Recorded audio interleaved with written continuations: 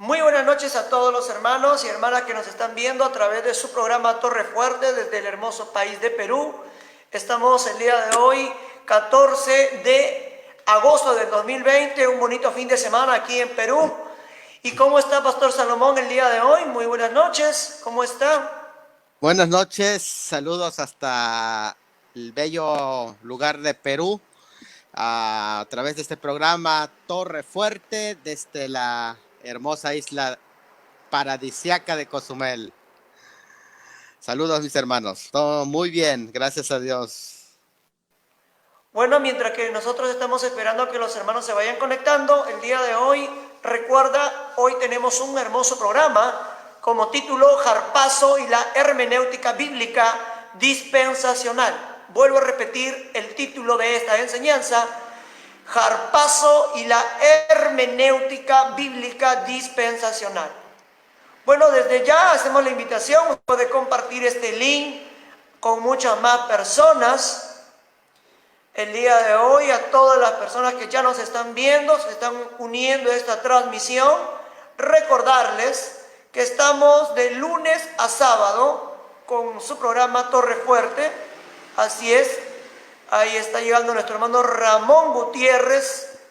Así es, a todos los hermanos que nos están viendo, recuerda compartir este link. Cuanto más personas vean este link, mucho más personas van a poder aprender de la palabra del Señor.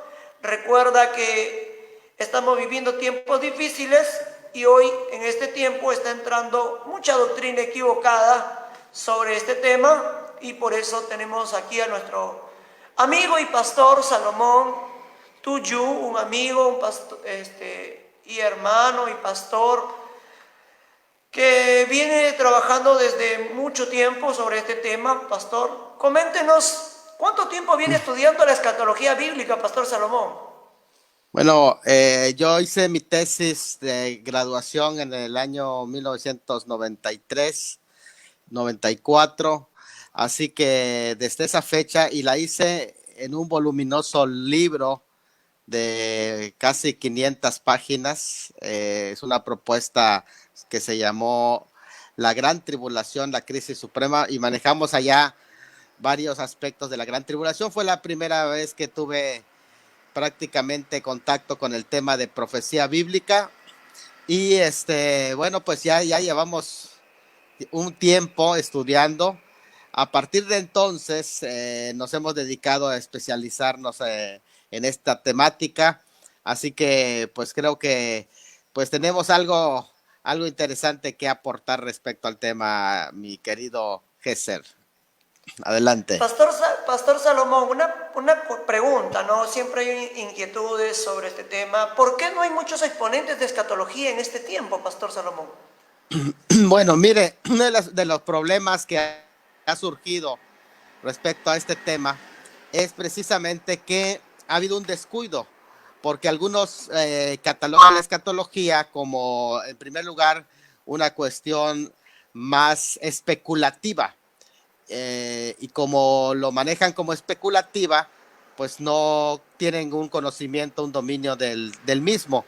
Pero además, y creo que es otro de los puntos más importantes, tiene que ver con que la escatología, para poder estudiar la escatología requieres del dominio de las materias anteriores teológicas, como es la teología, la antropología bíblica, la soteriología, que es la doctrina de la salvación, la cristología, porque mucho tiene que ver con el tema de la escatología.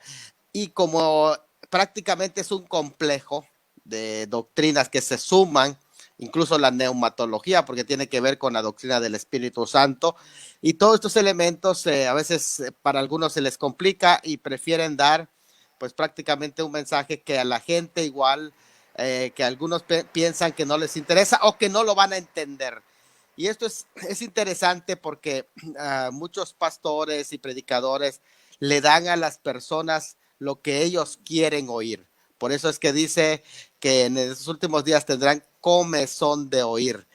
Es decir, una inquietud por escuchar lo que realmente ellos quieren escuchar.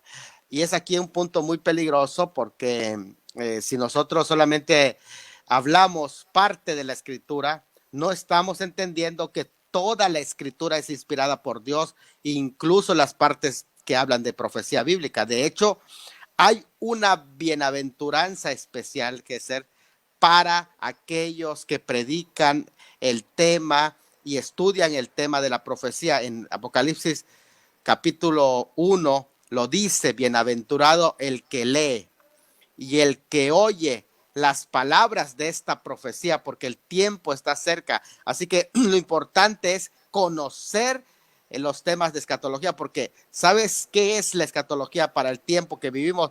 Es el mapa, prácticamente el mapa que nos guía en qué punto de la historia nos encontramos y en qué momento, cuánto podemos hablar de las señales de la venida del Señor. A lo mejor no podemos poner fecha, pero si estas que se ven son señales de su venida, entonces su venida es inminente. En cualquier momento puede aparecer. Que será adelante. Bueno, así es. Ya las personas se están uniendo. Me dice: saludos desde Argentina, pastor. Ellos también se identifican con la palabra harpazo. Eso, así muy es. Me dice: la palabra harpazo también es conocida acá, ¿no? En Argentina. Excelente. Y también no hay algunos que dicen harpazo o arrebatamiento o rapto. No está mal dicho la palabra rapto, ni tampoco arrebatamiento, ni tampoco harpazo, la cual esas tres palabras son lo mismo. Y como usted ha dicho, hay un desconocimiento total de este tema, Pastor Salomón. Hay bastante problema porque muchos supuestos escatólogos, entre comillas, ¿no?, quieren tratar de decir, ¿no?, que esto ya se cumplió, que esto se cumplió en el año 70. ¿Por qué muchas personas dicen eso, pastor, que ya se cumplió en el año 70? Bueno, es importante entender las escuelas de interpretación del Apocalipsis. A partir de Agustín, aunque la influencia fue de Orígenes, porque Orígenes prácticamente con la influencia de la interpretación alegórica que se traía de los griegos, porque los griegos cuando estudiaban a Homero hacían interpretaciones alegóricas de qué es simbólicamente lo que estaba hablando Homero en sus historias sobre los dioses y otros, las mitologías. Y ese tipo de interpretación se lo aplicaron a la Biblia, en especial a las profecías bíblicas, a partir de Orígenes. Después Orígenes influenció precisamente a Agustín, quien establece la interpretación amilenialista que vimos en la semana pasada, que fue la doctrina adoptada oficialmente por el romanismo, la Iglesia Católica Apostólica Romana, y posteriormente, a través de los reformadores, Juan Calvino y Martín Lutero, siguieron la misma línea del amilenialismo, del tema de la reforma. No fue sino un poquito más después cuando va surgiendo también la otra interpretación, que es el historicismo, con un monje llamado Joaquín de Flores.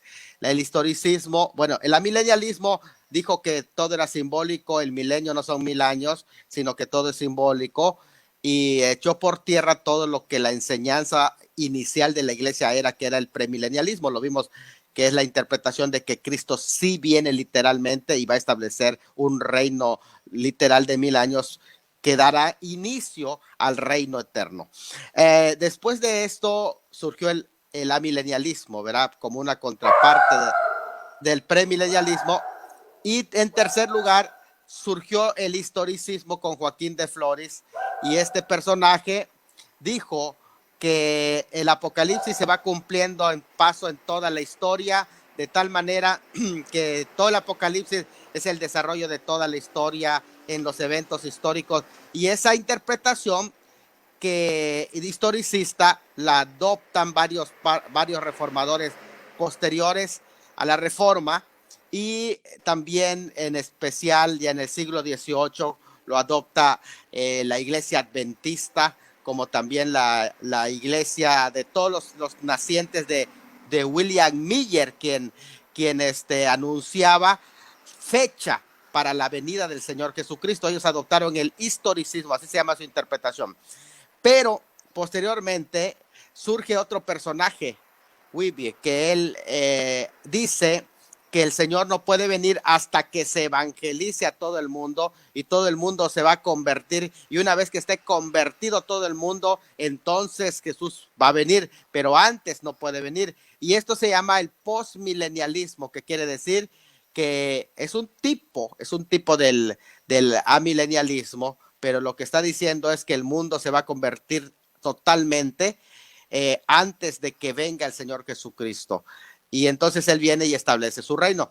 Ahora hay un interesante más. De igual manera, en esa misma época, van surgiendo algunos jesuitas.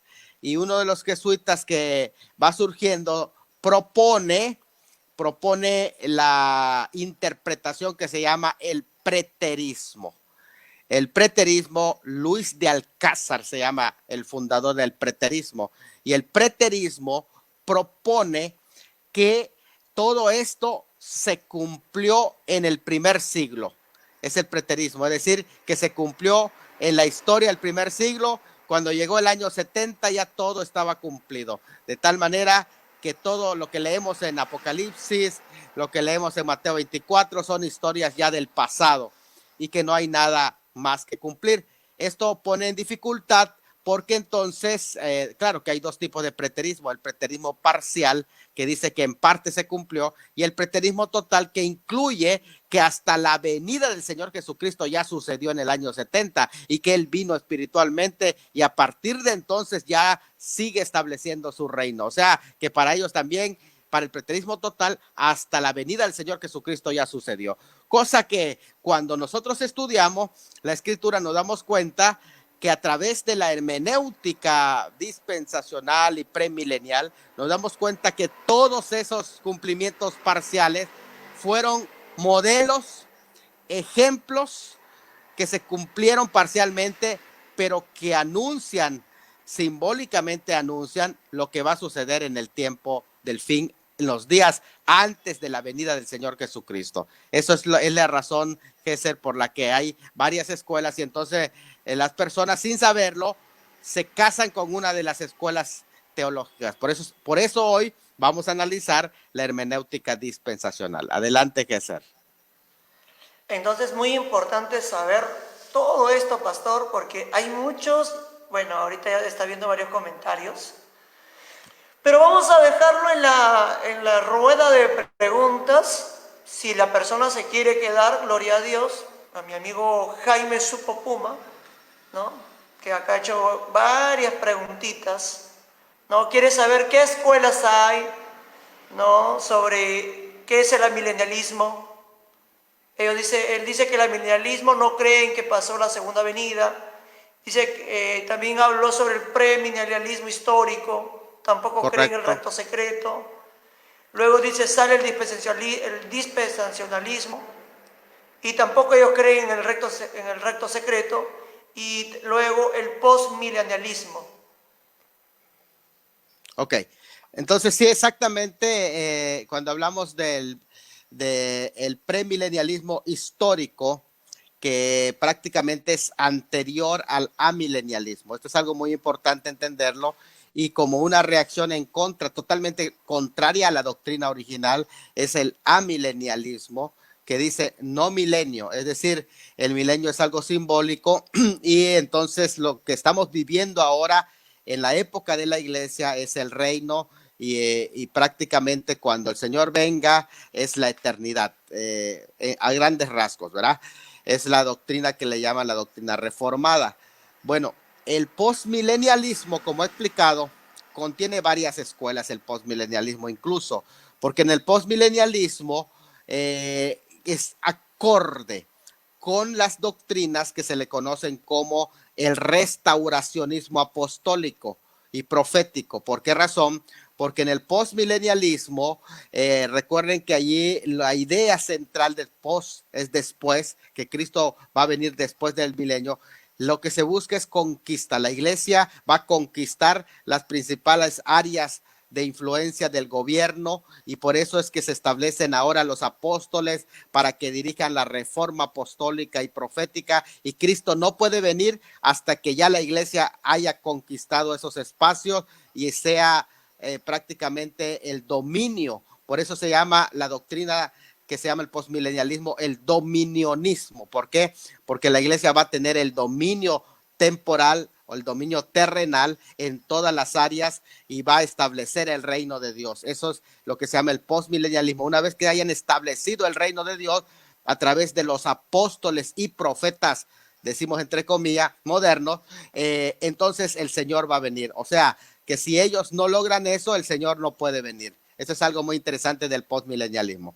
En el caso del dispensacionalismo, que aquí entendemos porque es donde vamos a entrar, no lo he tocado porque vamos a entrar un poquito más, aunque hay alguna calumnia, no pocas calumnias sobre el origen del dispensacionalismo, varias corrientes de ideas. En general, el primer apologista que surge acerca de las teorías en contra del dispensacionalismo fue un apologista adventista. Y este apologista adventista, que Leroy Fromm se llama, Leroy Fromm, él propone que la doctrina o de la enseñanza o el método dispensacional, porque realmente no es una doctrina, es un método, lo vamos a estar viendo en este momento, propone que ha sido sugerida por de origen jesuita. Y entonces propone esto. Sin embargo, cuando tú vas a la revisión, es algo muy interesante que aunque hubo un jesuita que sí habló del tema, sin embargo, no explicó el tema del rapto como lo enseñó el dispensacionalismo más adelante. Ese tema lo tratamos en la pasada clase cuando dijimos que no se llama invento, sino que se llama sistematización. Hay que aprender a diferenciar cuando dentro de la teología histórica se toca un tema, entonces se establece una sistematización de la doctrina. Como por ejemplo, alguien puede pensar, la doctrina de la Trinidad la inventaron ya en el siglo II, el siglo III. Sin embargo, no es un invento cuando se toca el tema y se va a llegar a acuerdos y se va a llegar a consensos de qué es lo que enseñan las escrituras, entonces se escuchan todas las partes, se analiza toda la doctrina y se establece un sistema de estudio, o se sistematiza la doctrina o se organiza la doctrina, y para eso hay un proceso, pero tiene que tocarse el tema. El tema de la escatología, como no se tocó en los primeros siglos, porque en los primeros siglos se ocuparon de otros temas, les invito a ver la enseñanza pasada donde mencioné los siglos y qué temas se tocaron en cada siglo, pero el turno de la escatología tocó hasta el siglo XVIII y entonces empieza la sistematización de la escatología. Entonces, cuando hablamos del dispensacionalismo, no es un invento de una persona aislada como si fuera una secta, sino que se trata de sistematización histórica de la escatología. Es algo muy importante entender esta temática, mi hermano. Entonces, porque no recae sobre el hombro ni de John Darby solamente, o sobre el hombro de algún jesuita, como proponía también este adventista Leroy Fromm, sino que estamos hablando de toda la iglesia que se reunió para establecer, para estudiar y sistematizar, y ha ido a partir de entonces tocándose el tema de la escatología a más profundidad. Adelante, es muchísimo para comentar, pero lo podemos ir tocando a paso. Y creo que todavía no entramos al tema todavía, pero les invitamos. Todavía. Sino que están haciendo preguntas. Ahí está nuestra hermana Anita Cofiño desde Guatemala. Saludos, Dios le bendiga a todos los hermanos. Tenemos aquí muchas preguntas, pero creo, pastor, vamos a hacer lo siguiente. Vamos a esperar en la rueda de preguntas para absolver sus preguntas de este joven llamado Jaime Supopuma y para que podamos entender y estar lleno de aprender un poco más del tema. Recuerda que usted puede hacer preguntas sobre el tema, ¿ok? El pastor todavía no hace la ponencia. Ya estamos listos ya para comenzar en unos segunditos nada más. Amén, que no se nos vayan para que toquemos, toquemos el tema en las preguntas. Sí, hacemos la cordial invitación y no te vayas, Jaime, si tienes esa oportunidad de quédate hasta el final.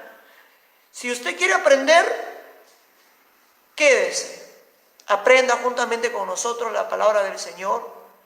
No todo lo sabemos, tenemos que aprender a ser humildes. Yo creo esto, pastor. Mi pastor mío, pastor Misael Fonseca, de la cual iglesia donde yo congrego, siempre nos dice que uno tiene que ser humilde a reconocer que no todo lo sabemos, hay que aprender. Si no lo sabemos, hay que aprender y ser humildes y escuchar, ¿no? Escuchar el mensaje que de repente el otro siervo o otro hermano o otro pastor de repente sabe un poco más, ¿no? También un saludo también desde aquí, desde esta plataforma, de este programa Torre Fuerte, de nuestro pastor Misael Fonseca Luceiro, que él es el pastor de mi iglesia. Le manda muchos saludos, pastor Salomón. Un saludo, pastor. Un saludo al pastor también de Cozumel. Un abrazo. Y si es verdad lo que dices, Gesser, quiero comentar solo 2 palabras.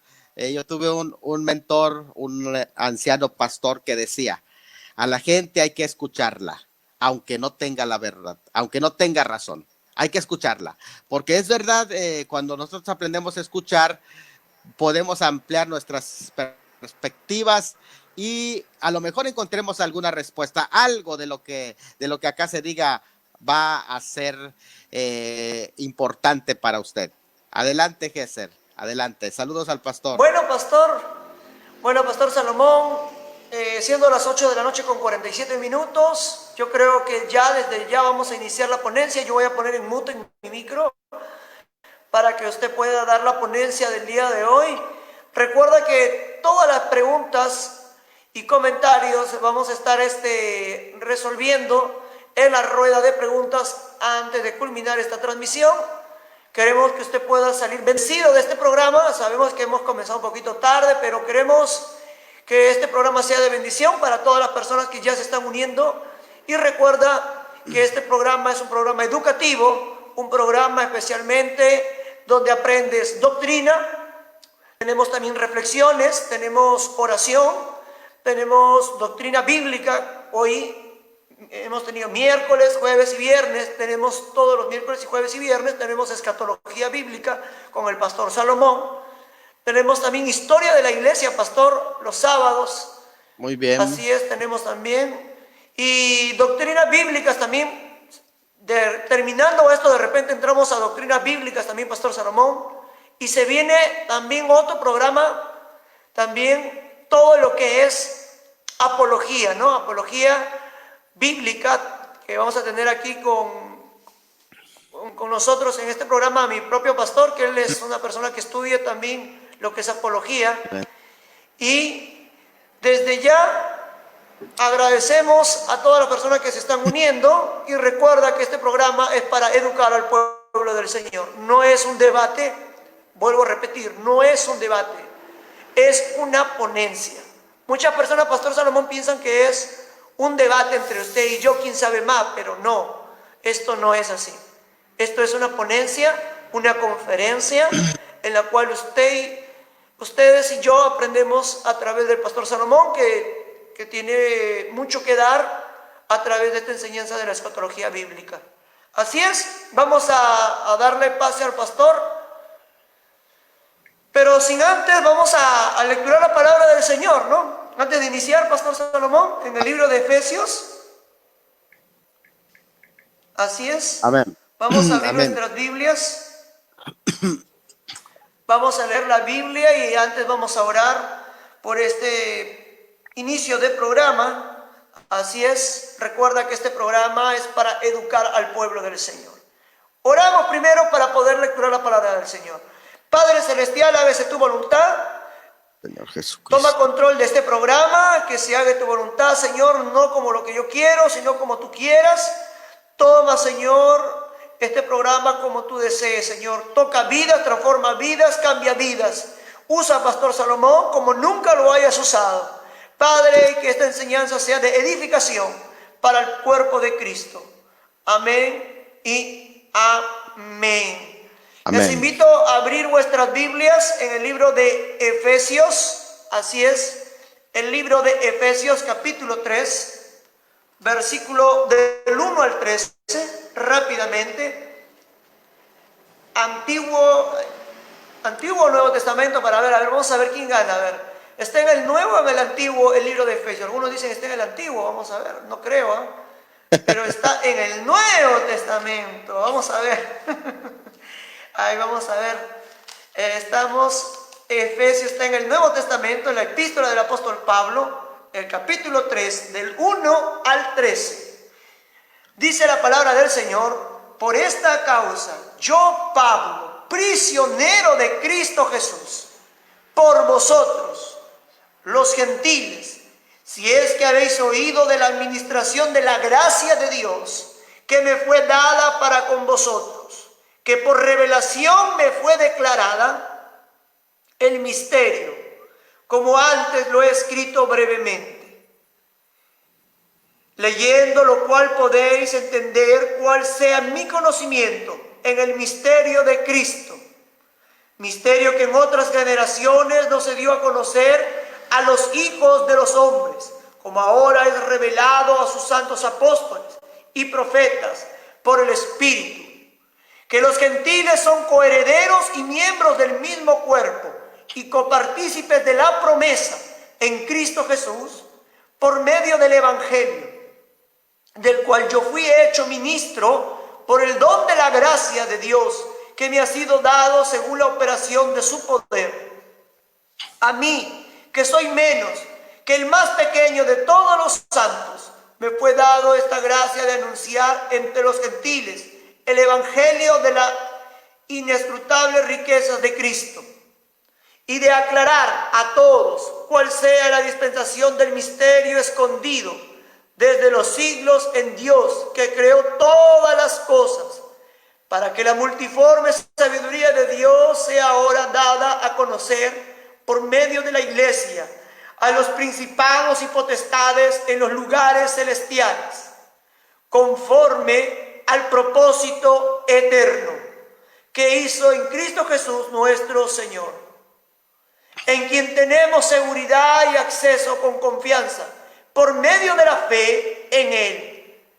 Por lo cual pido que no desmayéis a causa de tribulaciones por vosotros, las cuales son vuestra gloria. Vayamos a Colosenses capítulo 1, la epístola del apóstol Pablo a los Colosenses. Hemos leído hace unos minutos el libro, la carta del apóstol Pablo a los Efesios, capítulo 3, versículo del 1 al 13. Ahora vayamos a Colosenses, capítulo 1, versículo 24 y del 24 al 27. Muchas personas nos preguntan y nos dicen qué texto están leyendo. Vuelvo a repetir. Hemos leído Efesios capítulo 3, versículo del 1 al 13, en la cual se va a llevar esta enseñanza, y Colosenses capítulo 1, versículo 24 al 27. Dice Colosenses capítulo 1, versículo 24 al 27. Ahora me gozo en lo que padezco por vosotros, y cumplo en mi carne lo que falta de las aflicciones de Cristo por su cuerpo, que es la iglesia, de la cual fui hecho ministro según la administración de Dios que me fue dada para con vosotros, para que anunciéis cumplidamente la palabra de Dios, el misterio que había estado oculto desde los siglos y edades, pero que ahora ha sido manifestado a sus santos, a quienes Dios quiso dar a conocer las riquezas de la gloria de este misterio entre los gentiles, que es Cristo en vosotros, la esperanza de gloria. Amén. Pastor Salomón, con usted esta ponencia. Yo voy a poner mi micrófono en mute. Usted va a comenzar ya la ponencia del día de hoy, titulado Harpazo y la hermenéutica dispensacional. Pastor Salomón. Amén. Gracias. Esperemos que todos puedan permanecer hasta el final. Gracias, Gesser, y al programa Torre Fuerte. Los pasajes que se han leído van a ser nuestro punto de partida para poder hablar de la hermenéutica dispensacional, que hemos dicho, no importa lo antiguo o lo reciente que sea, sino lo bíblico. Siempre en una doctrina tenemos que buscar no cuán reciente es o cuán antigua es, sino cuán bíblica es esa doctrina. Es algo muy importante. Y hemos leído dos pasajes, Efesios 3 y Colosenses 1, 25 al 27. Bueno, el de Efesios 3 lo leímos porque allá aparece la palabra dispensación, aunque voy a aclarar porque en 1.10 aparece la palabra dispensación, que es oikonomía, pero aquí en esta parte del capítulo 3, no necesariamente es la palabra que se traduce como dispensación, es aquí no oikonomía, sino es koinonía. Es muy interesante porque koinonía es comunión, y sin embargo se traduce como dispensación porque lo que se está presentando allá es todo un sistema que funciona con sus leyes respectivas. Así que es algo muy interesante. En Efesios 3, 1 al 13, Pablo, cuando está hablando, hace un paréntesis porque ha estado dando instrucciones, y antes de llegar a terminar de dar más instrucciones, hace un paréntesis para tratar el tema del misterio entre Cristo y su iglesia. Esto es importante, misterio entre Cristo y su iglesia, que ya en otras ocasiones en el capítulo 5 también va a volver a retomar el tema de la relación entre el esposo y la esposa, pero como un misterio que es la relación entre Cristo y su iglesia. Es peculiar porque la iglesia misma es un paréntesis. Fíjate, aquí está haciendo un paréntesis gramático acá, pero en realidad él está también hablando de un paréntesis, y el paréntesis es la iglesia. Es un paréntesis en el que se basa prácticamente la escatología dispensacional. Es evidente que en el Antiguo Testamento, desde Génesis hasta Malaquías 12, de Génesis 12 hasta Malaquías 4, muestra a Dios tratando con su pueblo Israel. Cuando llega el Mesías, y entonces viene el rechazo de parte de su pueblo sobre el Mesías, Dios puso temporal o parcialmente un endurecimiento para el pueblo judío, puesto temporalmente, y lo aclaro, esto es importante porque son palabras del apóstol Pablo, puesto a un lado, según Romanos 11. Con ello se introdujo lo que se le conoce como la era de la iglesia.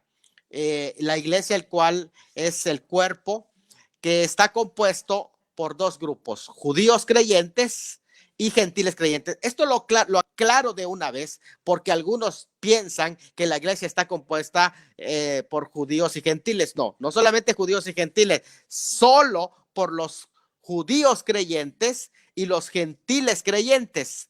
No es entre judíos, porque algunos piensan que aquí se acabó el dispensacionalismo, unión entre judíos y gentiles. No. Aquí lo que se está hablando es de judíos creyentes y gentiles creyentes que van formando un nuevo cuerpo en esta dispensación que está hablando el apóstol Pablo, en esta administración que también se le llama comunión en este caso. Es interesante que luego de que la iglesia ya que en este momento es que está compuesta, vuelvo a reiterar, por estos dos grupos que han creído, porque escuchen esto, nadie se salva por ser judío, ni se pierde por ser gentil. Se salvan todos por fe o se pierden por ser pecadores. De hecho, los judíos no automáticamente se salvan porque son judíos, no. Están perdidos sin Dios igual y sin salvación y sin esperanza también. ¿Por qué razón? Porque todo el que nace como un pecador.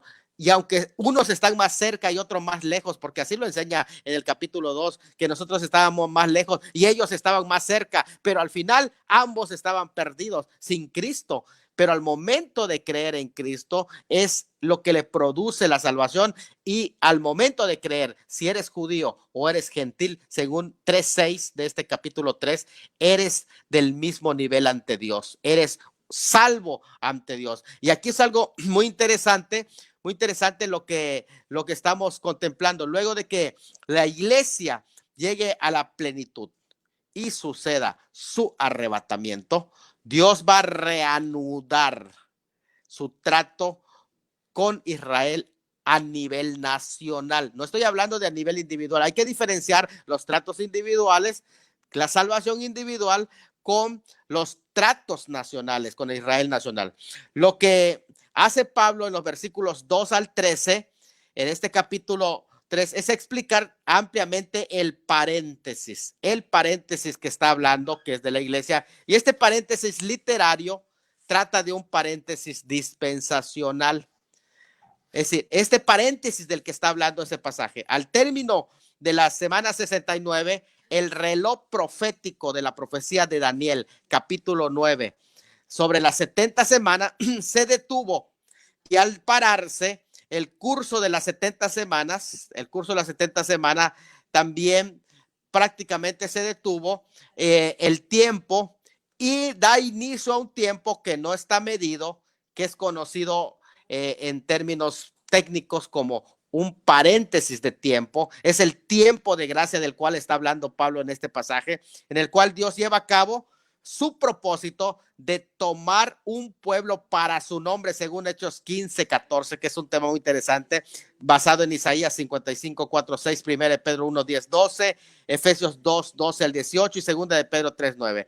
La iglesia en el Nuevo Testamento es la dispensación de la gracia de Dios, porque sus ministros son llamados por gracia, y su mensaje habla también de un favor inmerecido de Dios.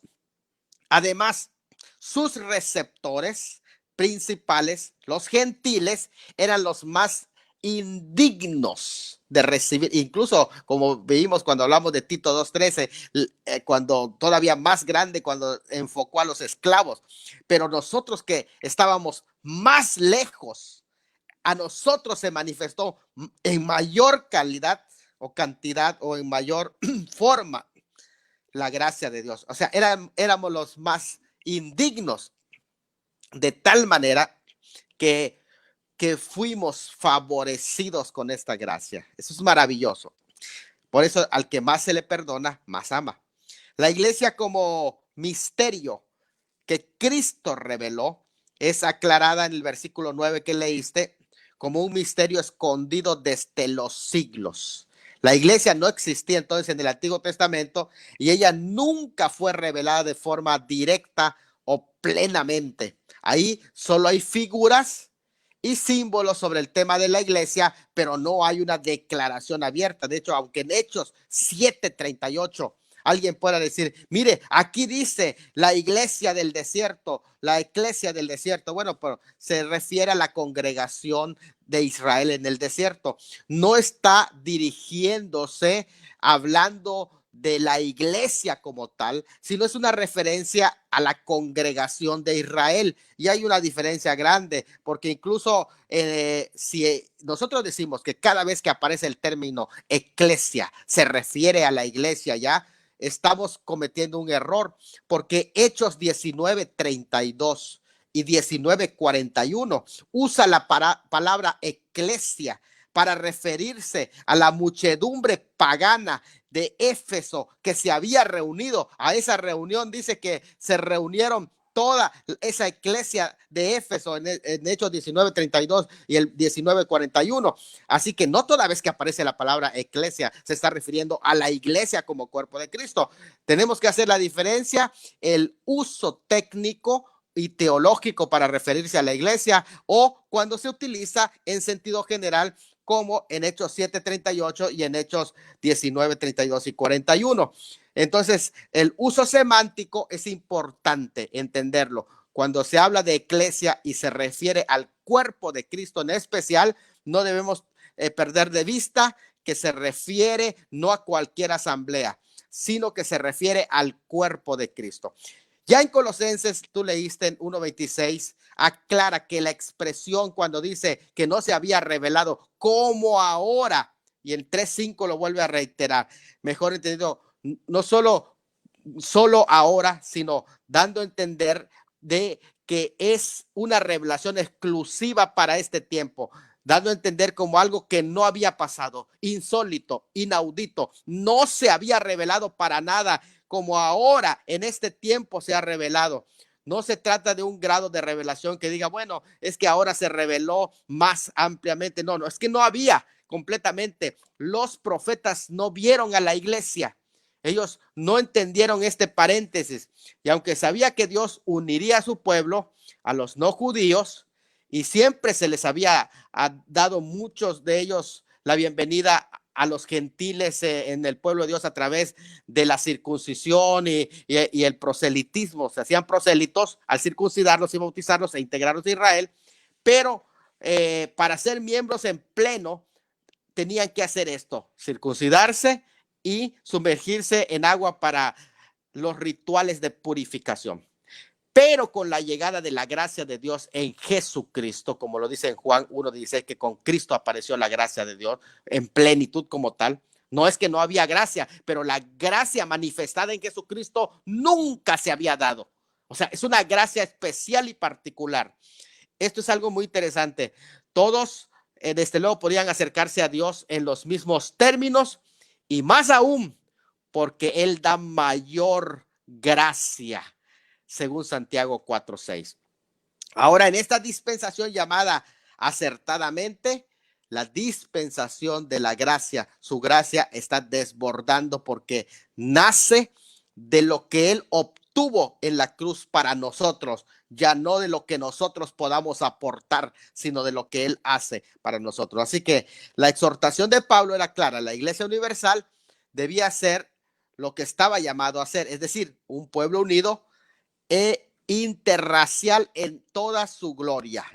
Esto es interesante porque ahora nos damos cuenta que no solamente hay salvación para los judíos que creen en Jesús como Mesías, que eso no era extraño, pero que ahora lo tremendo es que hay salvación para los gentiles que creen en Jesús, pero que ambos pueblos juntos en la cruz son unidos y forman un nuevo cuerpo que ya ni es gentil ni es judío, sino que se le conoce como el cuerpo de Cristo, que es la iglesia, compuesto por judíos creyentes y gentiles creyentes. Esto es muy importante reenfatizar. No digo judíos y gentiles, pero le añado el calificativo de creyentes porque son los creyentes en el Mesías. O sea, ni Israel ni la tribulación son un misterio.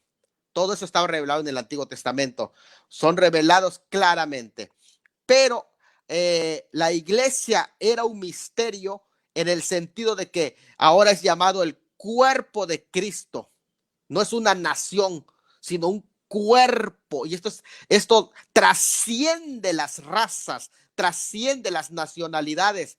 Esto es algo totalmente diferente. ¿Por qué decimos que la iglesia no es un continuismo de Israel? No, porque allí en Efesios capítulo 2 dice que de ambos formó un cuerpo nuevo. Y si dice nuevo es porque no existía hasta el día de Pentecostés. Es algo que vamos a ir viendo un poquito más adelante a medida que nos vamos compenetrando en este pasaje.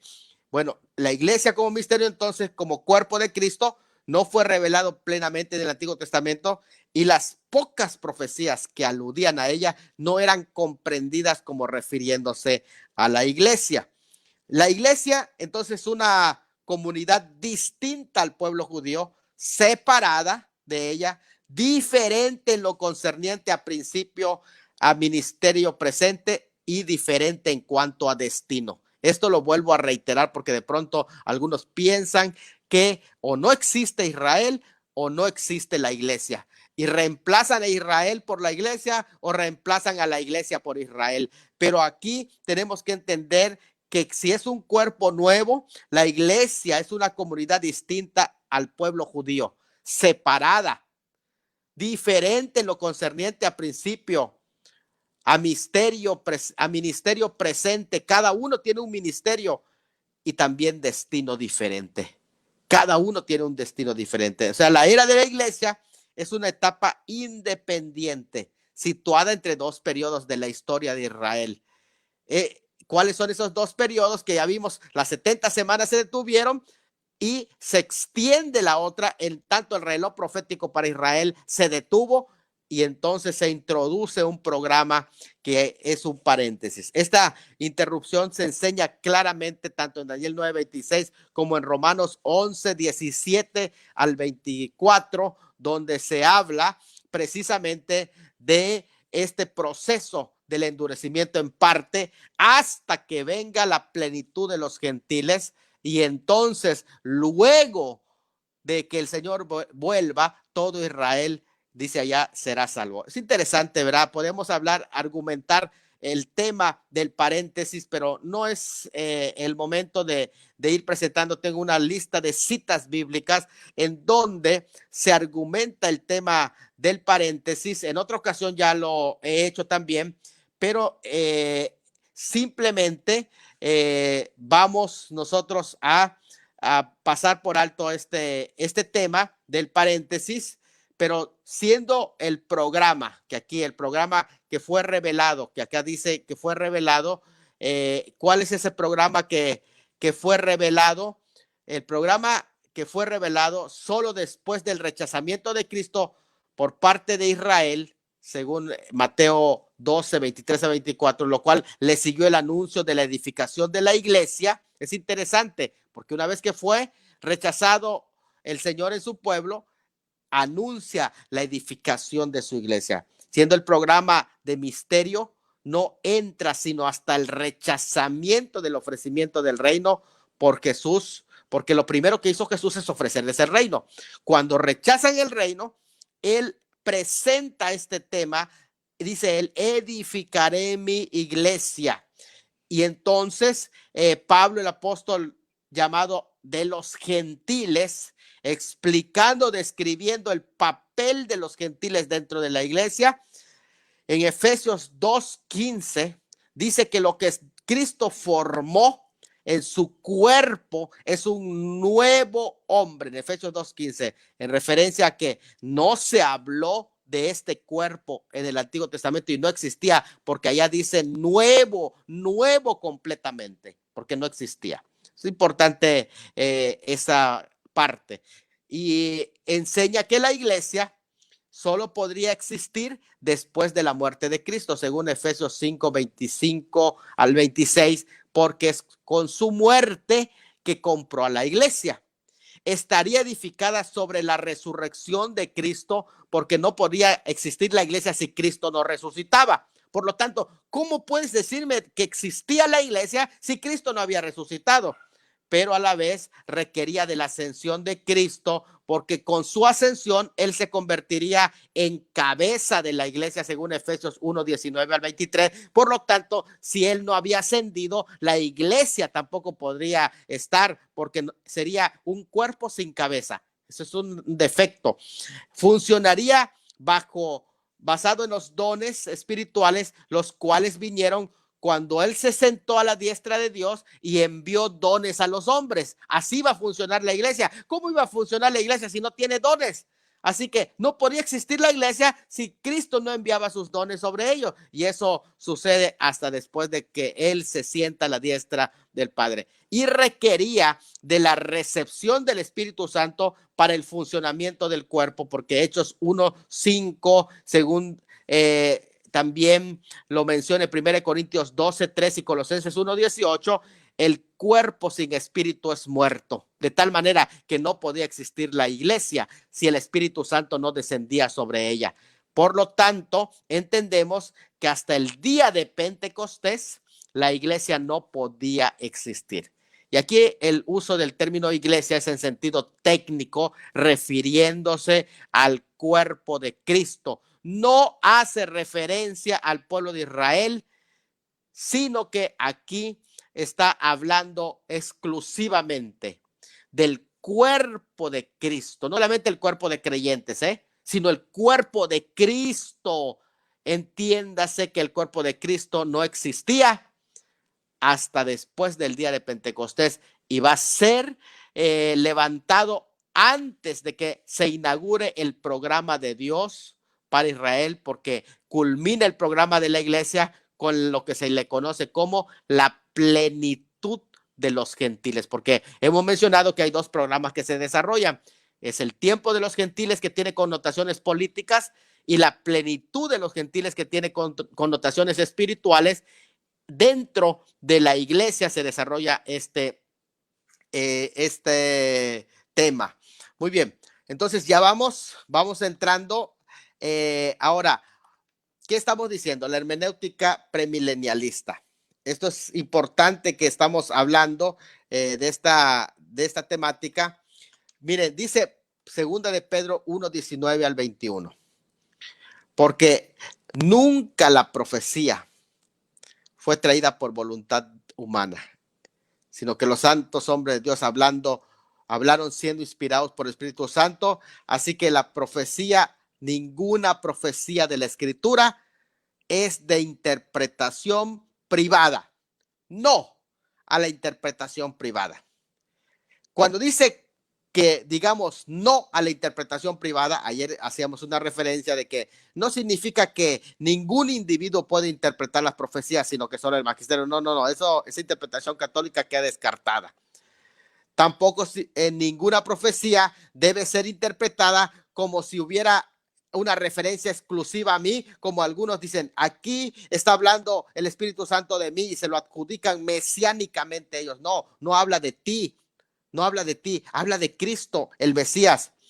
Y debe tomarse en cuenta las porciones proféticas como un todo, porque cuando dice que no son de interpretación privada, quiere decir que tú no puedes aislar un texto de su contexto. Y esto es importante en la interpretación. Todo texto que menciones, que cites, tiene un contexto. Tienes que leer. Ustedes se dan cuenta cuando nosotros explicamos los pasajes, vamos a la historia, vamos a la gramática, a todo lo que gira alrededor del texto, el contexto, que eso es lo que gira alrededor del texto. Y vamos a dar la interpretación basado en esto, no aislando todo el significado de esa escritura. Entonces, tanto ver la estructura profética y su relación con otras partes. Por eso dice el Salmo, la suma de tu palabra es verdad. Entonces, no podemos llegar a conclusiones basándonos en un pasaje aislado. No, tenemos que cotejar y comparar todas las sagradas escrituras. Eso es importante. Por eso es que hablamos de la hermenéutica premilenialista ayer, que incluye premilenialista dispensacional. Por lo menos tengo 9 principios que se sigue en la hermenéutica premilenial y dispensacional, que quiere decir premilenialista, la venida de Cristo para establecer su reino. Dispensacional, que el método que sigue es precisamente de las dispensaciones, es decir, que Dios tiene un tiempo para tratar con cada uno de los pueblos en sus diferentes momentos históricos. Y esto es algo muy interesante que vamos a estar también nosotros viendo. Ahora, me gustaría que podamos todos prácticamente ver estos 9 puntos de la interpretación, que es la interpretación dispensacional y premilenial. En primer lugar, la interpretación premilenial y dispensacional lo primero que toma en cuenta es que interpreta los textos proféticos con lo que vimos ayer, con el método gramático histórico. Ya lo expliqué. Se estudia la gramática, la estructura de los significados, de los acomodos, pero también la semántica de los pasajes, la morfología del texto, el lugar que ocupa cada palabra dentro de la función del texto para hacer las traducciones, pero también se estudia lo histórico, el contexto histórico que está detrás de cada pasaje, que puede estar dentro del mismo texto. Cuando se habla de contexto, quiere decir todo lo que gira alrededor del texto. Eso quiere decir contexto. Puede ser lo que está antes o después del texto, eso se llama contexto inmediato. O puede ser lo que está en otros libros de la Biblia, eso se llama un contexto remoto. Otro contexto remoto puede ser lo que otros libros extra bíblicos, no inspirados, pero que mencionan ese tipo de costumbres, que puede ser respaldado, o simplemente otros tipos de libros que se pueden encontrar fuera de la Biblia y que son contemporáneos al texto. Eso se llama el método gramático histórico. O sea, no se simboliza nada, sino que se encuentra el sentido literal de la escritura. En segundo lugar, lo que hace la hermenéutica premilenial y dispensacional es que compara las profecías con profecías. 1 Pedro 1:20, se hace comparación. O sea, tú no puedes arbitrariamente, sin tomar en cuenta los demás lugares de los eventos. En tercer lugar, distingue entre aplicar e interpretar. ¿Cómo es eso entre aplicar y interpretar? Miren, Mateo 24. La interpretación de ese pasaje, de acuerdo a todo el contexto, es un contexto judío.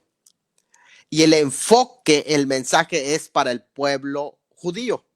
De ahí que se entiende que si se trata de un mensaje al futuro, es para el pueblo judío, el remanente judío. Y si se trata de la semana 70 del que habla el Señor Jesucristo mismo en ese mismo pasaje, la semana 70, es decir, la semana de la gran tribulación, entonces se trata el mensaje para el remanente judío del periodo de la gran tribulación. Entonces yo digo, lo leo, sé que la interpretación de ese pasaje es para el periodo de la gran tribulación y para el remanente judío, salvo durante ese periodo. Y digo, ¿y qué tiene que ver conmigo? Entonces viene lo que se llama aplicación. La interpretación es para ese pueblo convertido durante ese periodo, pero la aplicación, todos los pasajes traen una enseñanza. ¿Puedo aplicar Mateo 24 a mi vida? Sí puedo aplicarlo a mi vida. Las aplicaciones devocionales necesariamente tienen que darse, pero tengo que entender que son aplicaciones devocionales, no interpretaciones. Cuando voy a la interpretación profética, es Mateo 24, se refiere al pueblo de Israel en el periodo de la gran tribulación, al remanente salvo en el periodo de la gran tribulación, al remanente que se convierta al Mesías en el periodo de la gran tribulación. Pero, sin embargo, hoy puedo tener aplicaciones devocionales a mi vida. Claro que sí, siempre con el entendido que la interpretación de ese pasaje es para el periodo de la gran tribulación. Entonces hacemos una diferencia entre aplicar un pasaje devocionalmente, y eso lo hacen todos los cristianos, leen la Biblia y ven Mateo 24 y se lo aplican a su vida también, verán las 10 vírgenes, se lo aplican a la iglesia, aplicaciones devocionales. Eso no es algo que sea contrario a la hermenéutica, pero la interpretación del pasaje es cuando realmente para quiénes está dirigido el pasaje. Y entonces tú vas a hacer la interpretación ya del pasaje. Otra de las cosas, 4, leyes de doble referencia, de cumplimiento parcial y final. ¿Qué quiere decir esto? Cuando nosotros estudiamos premilenial y dispensacionalmente la escritura, nos damos cuenta que hay profecías de doble referencia y hasta triple. Por ejemplo, cuando tú estudias Joel, vas a encontrar hasta triple cumplimiento de los juicios de las langostas, en 3 cumplimientos tanto en lo histórico presente del tiempo de Joel, inmediato, como un poquito más a futuro, y después, más adelante, se va a trasladar hasta los días del fin. Entonces es interesante ver cómo hay una profecía doble hasta triple. O las aplicaciones, por ejemplo, cuando el apóstol Pedro en el día de Pentecostés predica y cita a Joel precisamente en el capítulo 2:18 de Joel, dice del Espíritu Santo que había descendido y se hablaba en otras lenguas y se derramó el Espíritu Santo, dice, esto es lo dicho por el profeta Joel. Él nunca dijo, esto fue para que se cumpliese la escritura. Solo dijo, esto es lo dicho, quiere decir que tiene aplicación, tiene referencia, es uno de los modelos. O sea, hay base para hablar de esto. Es referencia, no es ajeno a las escrituras. Y esa forma de interpretar rabínica también es válida. Y se conoce como patrones de cumplimiento. Un patrón que se cumplió en el día de Pentecostés, pero que la interpretación de ese pasaje futura y final y total, porque allí tuvo un cumplimiento parcial que ser allá en el día de Pentecostés, Joel 2:28, se cumple parcialmente el día de Pentecostés, pero va a tener un cumplimiento total en la inauguración del milenio, cuando sea derramado el Espíritu Santo sobre toda carne y precisamente ya suceda todas esas señales que menciona también Joel que van a pasar cuando que giran en torno al derramamiento del Espíritu Santo. Muy bien, estamos hablando así a grandes rasgos. También, quinto, se entiende la iglesia como un misterio del Antiguo Testamento. Es decir, en el Antiguo Testamento no se menciona nada de la iglesia. Los profetas vieron con su telescopio profético al pueblo de Israel en el tiempo del fin, pero no alcanzaron a ver a la iglesia. Eso es como ver por medio de un telescopio dos montañas y ver los picos de ambas montañas. La primera montaña es la primera avenida, la segunda montaña es la segunda avenida. Pero en medio de ellos no vieron lo que hay en medio, que es la iglesia. Solo vieron los dos picos. Es más, ellos no vieron la diferencia entre primera y segunda avenida. Ellos lo vieron solamente la venida del Mesías. No vieron la diferencia entre la venida como siervo y la venida como rey. Y mucho menos el programa que se desarrollaba entre ambas venidas. Por eso se le conoce como un misterio que el apóstol Pablo recibe por revelación, y ese es un misterio que se describe en las Sagradas Escrituras. Ese misterio dice que no fue dado a conocer en otras generaciones, y eso es algo que también ya hemos explicado que este misterio es importante porque se refería a la iglesia que no podría existir en el mundo hasta que Cristo muriera, porque en su muerte se basa la salvación de sus miembros, hasta que Cristo resucitare, porque al resucitar provee vida para los suyos, hasta que Cristo ascendiera, porque ascendiendo se convierte en cabeza de la iglesia, y hasta que Cristo envía al Espíritu Santo con el fin de habitar en su cuerpo, que es la iglesia, y hasta que Cristo diera dones de apostolado para poner el fundamento de la iglesia. O sea, y el Señor lo dice en futuro, edificaré mi iglesia.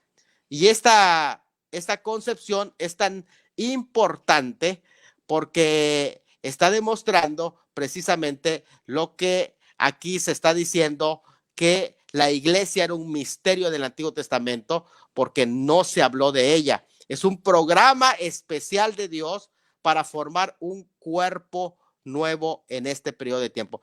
Luego también la distinción entre Israel y la iglesia, el sexto lugar. Este es uno de los puntos más notables en el dispensacionalismo, cuando se habla de las diferencias que hay entre Israel y la iglesia. Y estas diferencias entre Israel y la iglesia es importante porque estas diferencias, cuando se distinguen claramente las diferencias, de alguna forma, la iglesia, no estamos hablando de una organización, de una institución, sino del cuerpo de Cristo formado por todos los verdaderos creyentes nacidos de nuevo. No solamente los cristianos profesantes, sino los verdaderos hijos de Dios. Ahora hay una diferencia grande, podemos decir una lista de diferencia, porque Israel es una nación escogida por Dios y sustentada por promesas dadas por juramento, según Deuteronomio 7. No todos los individuos en esta nación escogida eran salvos. Esto es una diferencia grande que hay que entender. En el caso de la iglesia es una asamblea de creyentes que han sido llamados y que han sido bautizados en el cuerpo de Cristo, es decir, insertados en su cuerpo espiritual. Cada miembro del cuerpo de Cristo es salvo, pero desde luego que hay multitud de cristianos profesantes, esos no son del cuerpo de Cristo, solo son de labio, pero los verdaderos cristianos están insertados, bautizados en el cuerpo. No así con Israel, donde hay miembros que no tienen fe. Israel tiene su origen en Abraham, Isaac y Jacob, que son Jacob, el padre de las 12 tribus. La iglesia tiene su origen en el día de Pentecostés, cuando los primeros creyentes fueron puestos en el cuerpo de Cristo. Israel, el programa de Dios para Israel estaba centrado en Jerusalén. Escuchen esto, y de alguna forma estarán nuevamente centrados en Jerusalén durante la gran tribulación, cuando la iglesia sea quitada, y durante el milenio también se centrará en Jerusalén. Eso lo podemos comprobar con pasajes bíblicos. Ahora, el programa de Dios para su iglesia comenzó en Jerusalén, sí, pero no se limitó a ella, se extendió hasta lo último de la tierra. No es que se centró en Jerusalén y ya el énfasis sobre Jerusalén y su capital. No. Nosotros no tenemos una capital aquí en la tierra. La iglesia se identifica con el Cristo resucitado, no con una ciudad terrenal. En el caso de Israel, su propósito y programa para ellos fue revelado en las escrituras del Antiguo Testamento, según Romanos 9. Pero para la iglesia, el propósito y programa para ella no fue revelado en el Antiguo Testamento, sino en el Nuevo Testamento por los apóstoles y profetas, en especial el apóstol Pablo. La historia de Israel, presentada en Daniel 9:24 en las 70 semanas, incluye el sacrificio de animales. Estos incluían también, estos años incluirán el periodo de la gran tribulación. La historia del reino milenial también se incluye. Pero la historia de la iglesia no incluye sacrificios de animales. El sacrificio del Mesías es recordado por medio de la mesa del Señor, solo como un recordatorio, el único sacrificio que aceptamos. La historia de Israel, de alguna forma, podemos decir que comprende un sacerdocio limitado a Aarón y excluye a la mayoría de los israelitas. Lo mismo se aplica en el milenio, cuando el sacerdocio de Sadoc también va a ser restaurado del pueblo de Israel. Pero para la iglesia durante esta edad, la iglesia prácticamente, cada creyente es un sacerdote, no solamente la tribu de Leví o el sacerdocio de Sadoc, sino cada creyente es un sacerdote. Eso es importante. En el caso de Israel, la historia de Israel, de alguna manera, podemos decir que se divide en dos grupos, israelitas y gentiles, ¿verdad? Dividió la historia de Israel en dos grupos, israelitas y gentiles. Pero cuando aparece la iglesia, este es un tercer grupo. Ya no solamente hay judíos y gentiles o griegos, que es lo mismo, sino que ahora también hay la iglesia del Señor, un tercer grupo. Entonces, podemos decir que los israelitas varones eran circuncidados como señal del pacto abrámico, pero los creyentes de esta edad disfrutan de una circuncisión no hecha de mano, sino del corazón, y no requieren de la circuncisión física. Y así, Israel estaba bajo la ley de Moisés como regla de vida, en tanto la iglesia está bajo la regla de la nueva criatura en Cristo Jesús, que es la ley del espíritu de vida. Los israelitas incrédulos eran físicamente hijos de Abraham y espiritualmente hijos del diablo. En Juan 8:37 al 44 lo dijo Jesús. Pero en el caso de la iglesia, Todo creyente en Cristo verdadero prácticamente es un hijo de Abraham y un hijo de Dios espiritualmente. Y esto no significa que los creyentes de esta edad de la iglesia sean israelitas, no, no, sino que espiritualmente comparten la misma fe de Abraham. Israel debía de observar el día sábado.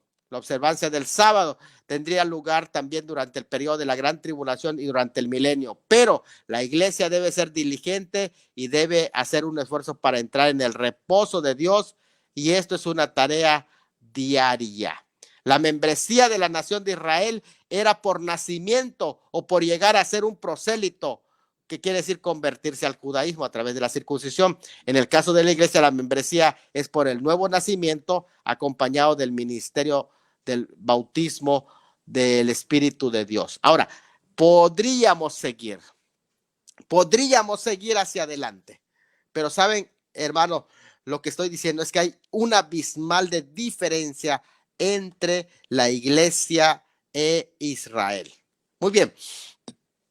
Vamos, en la hermenéutica dispensacional también, nosotros no solo distinguimos entre Israel y la iglesia que está basado en 1 Corintios 10:32, no se hace tropiezo ni a judíos, ni a gentiles que son griegos, ni a la iglesia del Señor. Aplicamos también el principio dispensacional. ¿Qué quiere decir? Que hay tiempos, esto de las dispensaciones no es una doctrina, es un método de estudio. Es importante hacer esa diferencia. Cuando nosotros entendemos ese método de estudio de las dispensaciones, es agarrar un sistema ordenado para estudiar, porque cuando lo hacemos de esa manera, nosotros vamos a encontrar precisamente que en ese método de estudio de las dispensaciones, vamos a encontrar cómo Dios tiene ordenado todo, absolutamente todo, y que esa historia de la escritura, al estudiarlo dispensacionalmente, podemos mantener un orden tanto en nuestra mente como un orden prácticamente en todo lo que nosotros emprendemos. O sea, cuando tú ves la Biblia con el dispensacionalismo, como les he dicho, es una herramienta de estudio bíblico. Por favor, no, es que es una herramienta de estudio bíblico que reconoce que en las escrituras hay distinciones básicas y contempla una revelación progresiva en los propósitos divinos. Es decir, mira la Biblia como una manifestación continua de la revelación de Dios y lo ve a través de edades sucesivas. Y eso es muy claro. O sea, cuando tú te das cuenta que hay distinción de tiempos en la escritura, hay una lista de tiempos que de alguna manera pues va a ser llevada a efecto. Entonces tú te das cuenta que hay un orden en los acontecimientos. Ves que existe ese orden de eventos y ya no te calientas la cabeza en no entender este concepto, porque algo que debes de saber es que en las dispensaciones Dios va enseñando al hombre paulatinamente y lo hace de una manera muy, pero muy, muy clara. Yo sé que hay muchos ataques al dispensacionalismo y de alguna manera el sistema dispensacional ha ocupado, sin embargo, un lugar importante en la historia eclesiástica, aunque podemos decir que continúa siendo una fuerza viva en la vida de la iglesia. Hoy más que nunca ha sido bombardeada principalmente por los liberales, ya que los dispensacionalistas, la mayoría de los dispensacionalistas son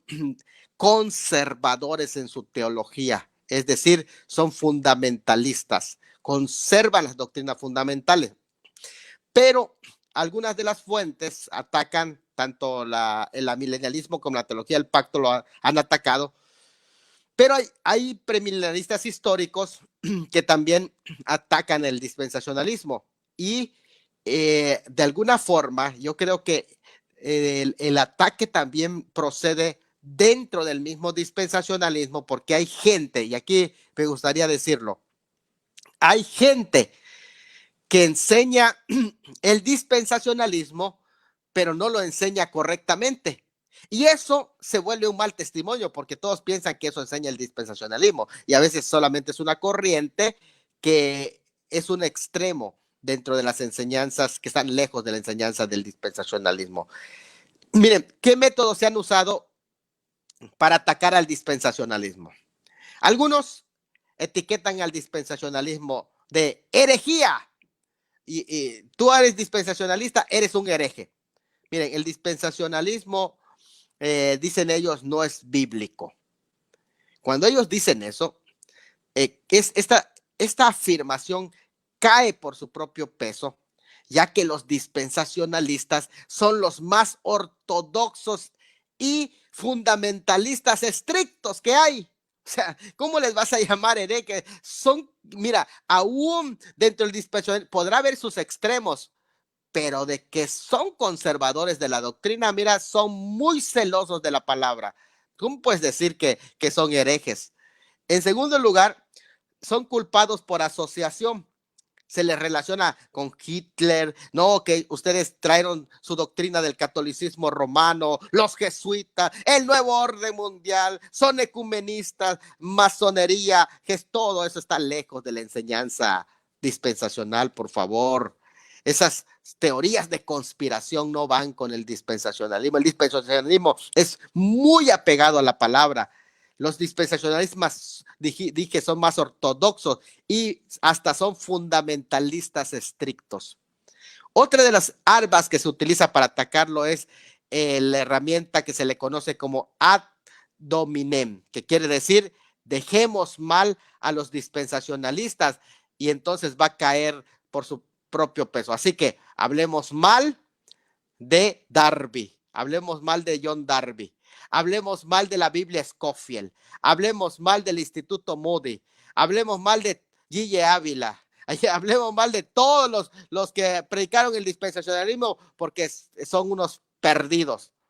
Pero no es cierto, miren, una vida deficiente no ayuda a una doctrina, pero tampoco la falsifica.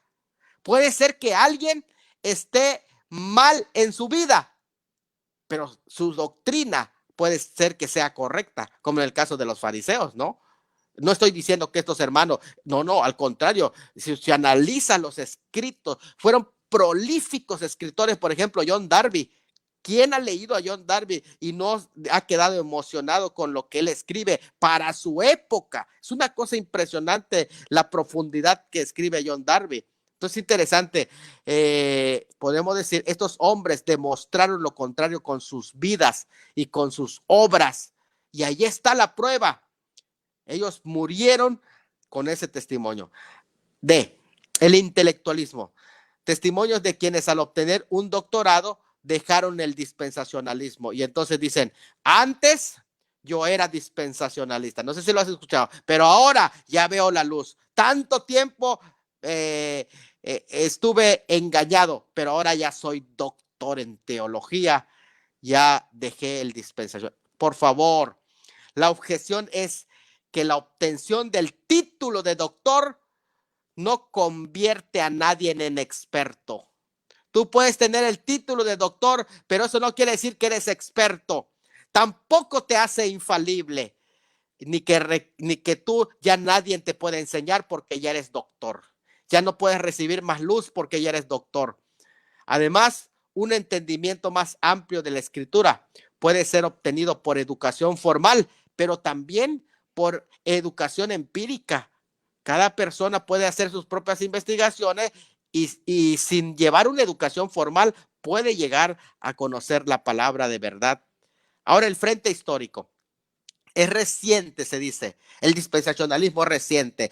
1800 años no lo enseñó la iglesia. No sé cuántos han escuchado ese argumento. Pero, ¿saben una cosa? El ataque de que es reciente, en realidad, el principio unificador del dispensacionalismo es de la revelación progresiva. Por eso no tiene problema, porque entiende que la revelación es progresiva y también la iluminación es progresiva. Así que lo que los primeros padres no entendieron.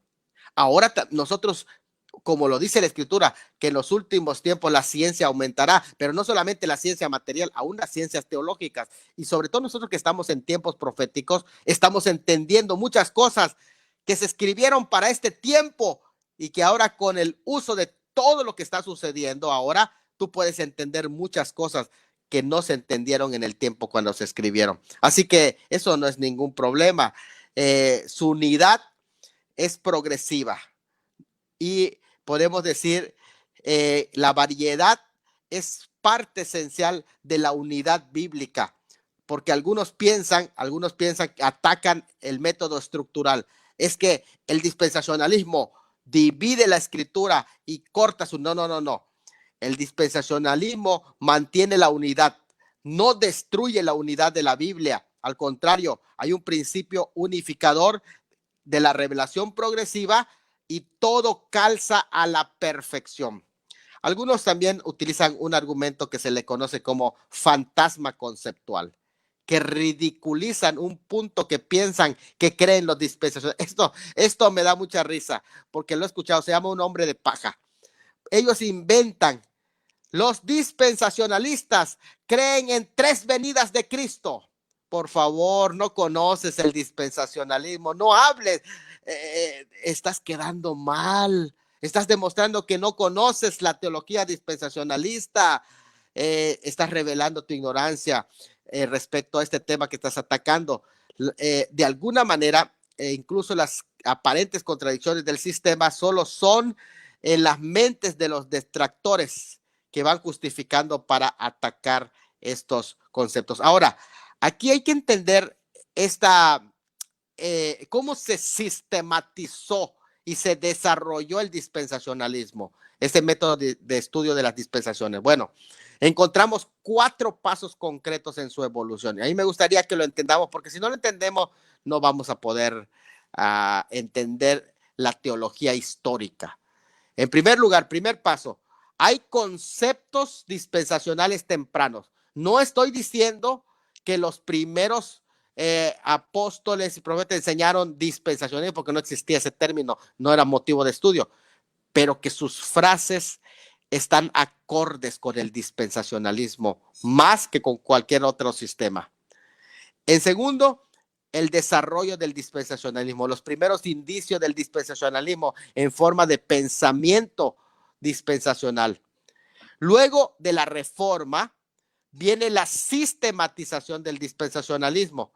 Y por último, cuando surge el siglo XVIII, ya en la forma más refinada, se usa el término dispensación ya para hablar precisamente de este sistema que divide bien la palabra de verdad, porque dice, procura con diligencia presentarte a Dios aprobado, como obrero que no tiene de qué avergonzarse y que traza bien la palabra. Fíjate que traza bien la palabra de verdad, quiere decir, la palabra traza bien, en 2 Timoteo 2:15, significa divide bien la palabra de verdad, ordena bien la palabra de verdad, es decir, hace una distinción y una separación en el contenido de la escritura.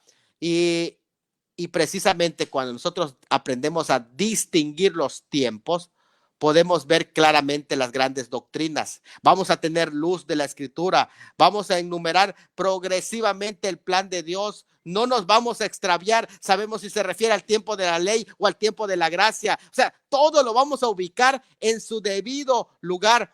Todas las distintas épocas, vamos a ver que hay tiempo para los gentiles, que hay tiempos y sazones, vamos a entender que hay postreros tiempos para la iglesia, postreros tiempos para Israel, vamos a entender que hay un presente siglo para la iglesia, que hay un presente siglo para Israel, y bueno, todo vamos a entender en su debido lugar, porque el sistema dispensacionalista precisamente nos ayuda a poder acomodar cada una de esas realidades en su debido sitio, en su debido lugar. Entonces, es importante, hasta aquí donde hemos llegado, entender esto, ¿verdad? Por eso es que el dispensacionalismo te ayuda a no perderte. Te ayuda a no perderte porque te da una gráfica de todos los eventos, como hemos mencionado, y voy a presentar prácticamente el último de los puntos, que es, no solo aplica el principio dispensacional de los tiempos, sino que mira el propósito principal de Dios. ¿Cuál es? El propósito principal de Dios no es la salvación, como según algunos quieren hacer creer, no. Lo que se está llevando a efecto no es solo la salvación. El propósito principal de Dios no es soteriológico, es doxológico, es decir, la gloria de Dios.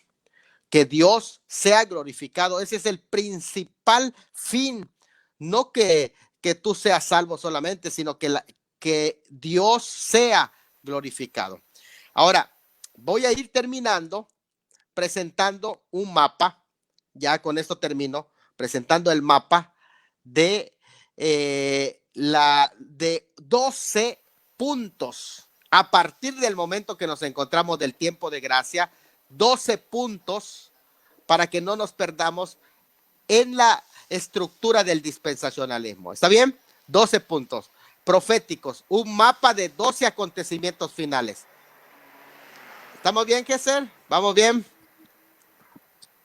Ok, no, número uno, el tiempo de gracia, que es el tiempo que estamos, el cual va a acabar, número 2, con el arrebatamiento de la iglesia y juicio de los creyentes, que se le conoce como el Bimá. Bimá quiere decir juicio de recompensas.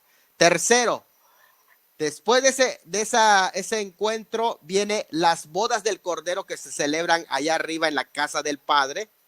Mientras aquí abajo está la gran tribulación. La boda del Cordero arriba, la gran tribulación abajo. 4. Segunda venida de Cristo en gloria, que quiere decir la epifanía que hemos hablado, que coincide con la batalla de Armagedón. 5.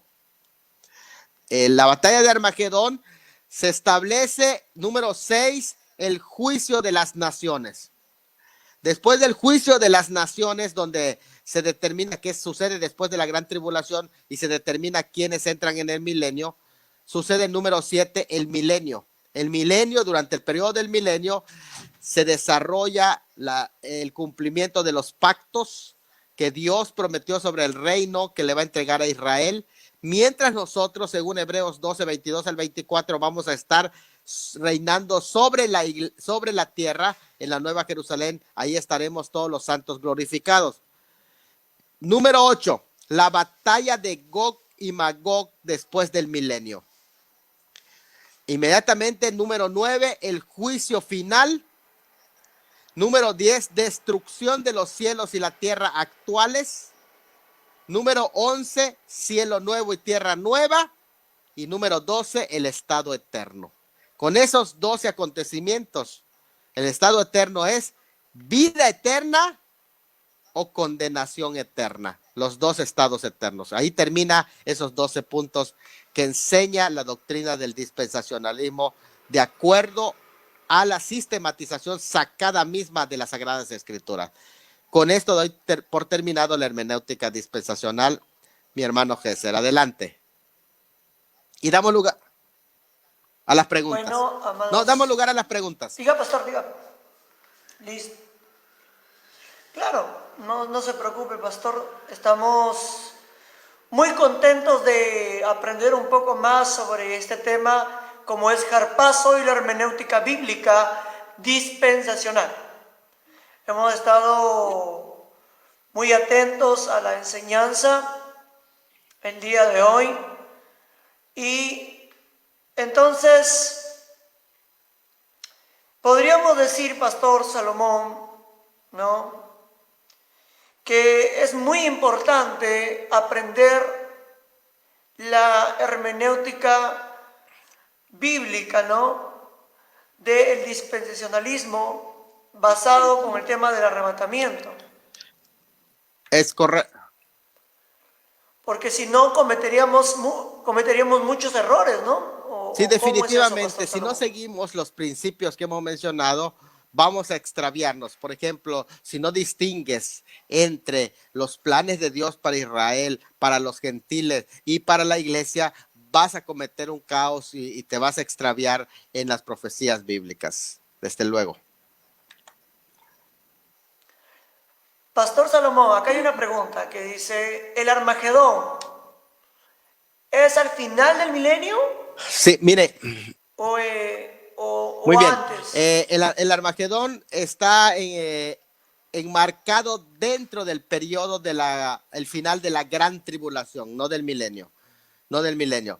¿Por qué razón? Porque va a ser el momento catalizador, porque termina precisamente, se le conoce como, no solo se le conoce como la batalla de Armagedón, que sería como una batalla única, no, sino como la campaña de Armagedón. ¿Por qué razón se le conoce como la campaña de Armagedón? Porque es una serie de batallas que culminan al final en Armagedón con la presencia, la llegada del Señor, pero recuerden que abarca el valle de Josafat, también abarca Jerusalén y prácticamente la idea de por qué se le conoce como Armagedón es porque se entiende que, acuérdense que estamos hablando de todos los ejércitos que van a rodear Jerusalén, en la parte del centro, en el sur, hacia el sur Moab, pero también van a ser prácticamente atacados por el Señor cuando Él venga, y algunos dicen que Armagedón va a ser como una especie de huida del ejército del anticristo, y ahí es donde el Señor desciende para atacarlos y destruirlos allá en Armagedón. Así que prácticamente es una campaña que concluye allá en Armagedón, es después de la gran tribulación, no del milenio. Al final del milenio hay otra guerra. Esa guerra que se menciona al final del milenio es la batalla de Gog y Magog. Esa sí es una batalla, que es la batalla final de Gog y Magog, es después del milenio. Una es en Armagedón, es donde el anticristo es muerto y Satanás es atado. Mientras el anticristo y el falso profeta son lanzados al lago de fuego vivo, Satanás es atado 1000 años después de esa batalla. Pero después del milenio, la del final del milenio de Gog y Magog, Satanás es suelto allá para que desarrolle, vaya a engañar a las naciones y se desarrolle la batalla de Gog y Magog del final del milenio, que es una batalla cósmica completamente, porque dice que incluso van a rodear el campamento de los santos, que es la Nueva Jerusalén, que está suspendida. Ellos es una batalla cósmica porque va a haber tecnología avanzada de 1000 años de descubrimientos, imagínate, y esos elementos lo van a usar para esa batalla final, que es no Armagedón, que fue al final de la gran tribulación, sino Gog y Magog, que es al final del milenio. Adelante, Gesell. Bueno, solamente hemos encontrado dos. Bueno, delante estuvimos viendo unas preguntas sobre. Usted ya creo que ya habló todo sobre este tema, ¿no? Sobre el milenialismo. No, acá me preguntaron, ¿qué es el milenialismo, pastor? Bueno, el amilenialismo, en el griego a es no, es una negación. Milenio, por ejemplo, milenio, está diciendo no milenio, no hay milenio. Eso es lo que significa amilenialismo, quiere decir no creemos en el milenio, o el milenio no es literal, sino que para ellos el milenio es simbólico. No son 1000 años, o sea, es simbólico. Entonces, allá para ellos esta doctrina es la doctrina del reino, de tal manera que todo lo que dura el tiempo de la gracia, ese es el reino de Cristo, el tiempo de la gracia. Así que cuando Él viene, ya es para la eternidad cuando Él viene. Eso es lo que enseña el amilenialismo. No existe milenio, no hay más que la iglesia está desarrollando todo el reino de Dios. No hay promesa de Dios para Israel. Es más, Israel ya no tiene velo ni en el entierro, porque ahora la iglesia es el nuevo Israel de Dios. Es como un reemplazo de Israel. Eso es lo que es. Pastor, pero eso, la mayoría piensa, esa manera de pensar, si no me equivoco, creen que la iglesia es Israel. Yo tengo este pensamiento, ¿no? Que la iglesia es la iglesia, Israel es Israel. No podemos entreverar ambos pueblos, ¿no? Hay promesas para la iglesia y hay promesas para Israel. ¿no? Entonces, ¿por qué hay una mala interpretación sobre este tema de la hermenéutica dispensacionalista, pastor? Sí, Con eso es muy esto es la importante. última pregunta para cerrar. Sí, esto es muy importante que se está hablando de la confusión que hay entre Israel y la iglesia. ¿Por qué razón? Porque lo que se busca ya es la forma de cómo relacionar entre el antiguo y el nuevo pacto. Y entonces se dice, bueno, lo que está sucediendo es que el Señor tiene un continuismo en su programa y entonces Israel al rechazar al Mesías puesto a un lado completamente, no como lo dice en Romanos. El apóstol Pablo dice, ha rechazado Dios a su pueblo Israel, y él dice, en ninguna manera, porque yo también soy israelita de la tribu de Benjamín, no lo ha rechazado, sino que hay un endurecimiento parcial y temporal hasta que venga la plenitud de los gentiles. Entonces lo que se está desarrollando no es el programa de Israel ahora o Israel espiritual, no, sino que es prácticamente un nuevo programa. Ahora, aquí hay una confusión interesante porque, por ejemplo, cuando tú lees Gálatas 6:6, dice allá, y al Israel de Dios, algunos piensan que el Israel de Dios de la iglesia, no. El Israel de Dios es el grupo de Israel en el tiempo del apóstol Pablo que había creído en Jesucristo como el Mesías. Ese es el Israel de Dios contrastado con el Israel carnal o incrédulo. Eso es importante entenderlo. Quiere decir que es una parte, Israel de Dios en el tiempo de Pablo es una parte de la iglesia, ¿sí? Compuesta por judíos convertidos en el Mesías Jesucristo. Pero dice a la iglesia del Señor y el Israel de Dios. No está diciendo que es al pueblo de Israel incrédulo, no, es la parte de la iglesia judía creyente en Jesucristo como el Mesías. Ese es el Israel de Dios. Eso es importante entenderlo porque después hay confusiones respecto a ese tema. Es un tema que podemos ir tocando más adelante, pero entender que Israel y la iglesia no son los mismos pueblos. Uno tiene promesas diferentes. Israel tiene promesas terrenales, en tanto Israel tiene promesas celestiales. Israel hay diferencia de simiente. Israel es la simiente física de Abraham. La iglesia es la simiente espiritual de Abraham. Tienen nacimientos diferentes. Israel celebra su aniversario al pie del monte Sinaí, en tanto la iglesia en el día de Pentecostés. Tienen maneras diferentes de ser pueblo. Los judíos son pueblo por nacimiento físico, la iglesia es pueblo por nacimiento espiritual. Tienen nacionalidades distintas. Israel pertenece a esta tierra y al sistema mundial entre las familias de las naciones. Es un país. La iglesia no es un país. La iglesia tiene dos ciudadanías, pero su ciudadanía está en los cielos. Tiene diferentes menciones en las escrituras. Por eso dice, no seáis tropiezo ni a judíos, ni a gentiles o griegos, ni a la iglesia del Señor. Eso es algo muy importante, diferentes menciones. Así que podríamos hablar de esas diferencias a más profundidad, pero creo que con esto es suficiente hacer esta distinción. Israel es Israel y tiene promesas de los pactos terrenales y se le va a cumplir sobre esta tierra. La iglesia es el pueblo espiritual de Dios y tiene promesas celestiales. Con eso lo resumimos. Adelante, Gesser. Y creo que una de las promesas celestiales que el Señor le dio a la iglesia es el harpazo, ¿no? Amén. Una de ellas es el harpazo, el arrebatamiento o el rapto, como tú lo quieras llamar, siendo las 10 de la noche con 3 minutos.